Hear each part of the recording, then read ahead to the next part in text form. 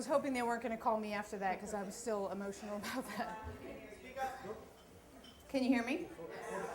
So I was just saying I was hoping they weren't going to call me after that because I'm still emotional from hearing that story. So thank you. So I wanted to share with you when I first really appreciated what the meaning of home was. And I was 24. I know that seems like just a few years ago. And I was called, who's laughing? I was called into my boss's office, and I was a little bit nervous because I had been looking for another job. So when he called me in and said I should sit down, that he had something serious he wanted to talk to me about, I thought I was going to be fired. But in reality, what happened is he told me that I had 2 weeks to pack my bags because I was moving to Switzerland. And I was pretty excited because one of my colleagues was sent to Japan, and I was a little bit nervous about a woman going to Japan, if that was going to be, before he said, and it is, and it was like the drum roll, and he said, Switzerland. And I was like, yes, cheese, chocolate, money, right? It's a good place, right? Nobody told me they didn't have a sense of humor there. That's the only thing. So I packed my bags, and I was ready to go, but the first challenges started when I was ready to go because I had to stay in a hotel for 4 weeks. Not in Switzerland, but here. I was all moved out and ready to go, but the challenge is they have all this paperwork. I guess it's the same if you're coming into the United States. Anyway, I had to wait for the paperwork to go through. So in anticipation, every day I would go into the office with nothing to do because they were expecting me to be there. And I would say, did it come yet? And they'd say, no. So I'd wait. So anyway, the day came, I flew over there, I was so excited, so nervous. I mean, you can imagine, I was 24, I'm on the plane, I'm going to Switzerland. I think this is for a 6-month assignment that I was on. It did turn out to be 16 years.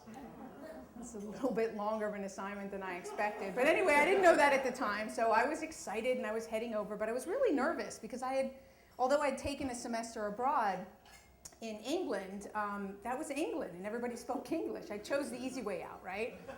But this time I was going to Switzerland, and I was going to the German-speaking part of Switzerland. So when I got there, it was no surprise that not too many people spoke English. So I did my best to get by. But it's really unsettling when people are speaking to you, they're asking you things, they're asking you to do things in another language. So it took a little getting used to, and everything was different. I mean, you couldn't order takeout pizza, for God's sake. People would go home for lunch instead of go out to eat. They went home. This was like, a totally different land. I would go into the supermarket, and the foods were just completely different. Right? I had no idea what to get, what would I like, and I'd get something, and I'd be like, ew, that's not good. And not only that, but I'd have to get it, and then it would be wasted because it was so expensive. Seriously, it is so expensive over there. Everything is twice the price. So it was all these new things that I had to get used to. So I thought I was starting to get this. So I was at my job, and I was also starting to take German classes, so I was starting to understand things. And I would listen to my boss, and I would try and learn. And so he'd answer the phone, and he'd go, Bitte. So I go, okay. And every time he answered, he'd say, Bitte. So I thought, okay, maybe that's how you say hello in German, right? In Swiss German. Now, this is Swiss German, so there's no written language for this, right? So it's quite understandable that I thought, Bitte was hello. Well, I later found out, just as I was about to do that myself when somebody called, that his last name was Bitte. I didn't know that you actually answer the phone and you say what your last name is. So I got it. So there's all these little things to get used to. And after I left that particular job at JP Morgan, because I met my to-be husband, and I decided, okay, I wanted to stay because this was great. So I went through all the hassles and the challenges of needing to and wanting to stay in Switzerland. So getting a new permit and all of that. And I found a job with Arthur Andersen. I thought, this will be great. Arthur Andersen, English-speaking company, right? Right. Well, they thought I'd be the first American that they were going to teach a lesson. We are not going to speak a single word of English to you so that you learn the language, because every other American that's come here has not learned the language. So you are going to be the example.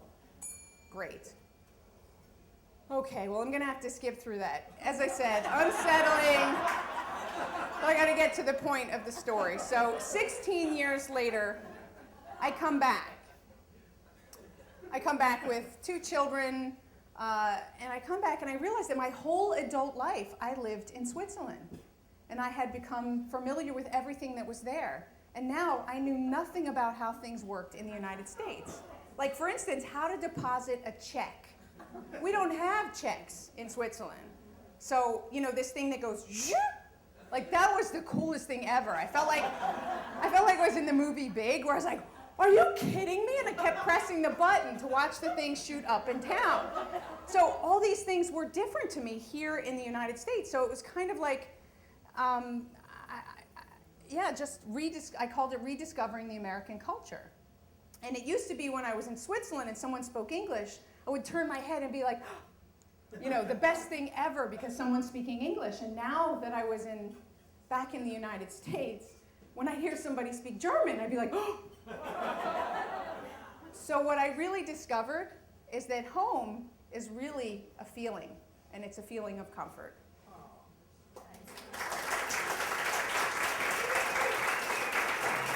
Thank you, everyone. Nice job.